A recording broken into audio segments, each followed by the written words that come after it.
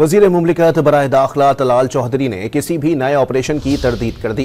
वाज़ेह कर दिया, कन्फ्यूजन पैदा करने के लिए नए ऑपरेशन की बात की जा रही है। बानी पीटीआई को दहशतगर्दों के पैटर्न इन चीफ करार दे डाला। किसी नए ऑपरेशन की तो बात ही नहीं हुई। नया ऑपरेशन होने ही नहीं जा रहा।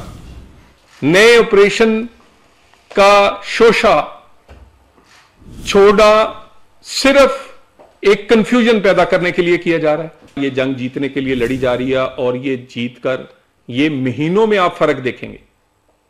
हर हफ्तों में आप देखेंगे कि ये पसपा होंगे और चीजें बेहतर होंगी। पीटीआई ने फिर उसी तरह रवायतन पाकिस्तान की सिक्योरिटी के मामले पर होने वाली इस तरह की बड़ी मीटिंग को फिर उससे बाहर रही। मैं सीएम केपी को कहता हूं कि अगर वो दहशतगर्दों के खिलाफ उनके सामने खड़े नहीं हो सकते तो उनके दोस्त बनके उनके साथ भी खड़े ना हो। दहशतगर्दों को जो पैटर्न एंड चीफ है वो बानी पीटीआई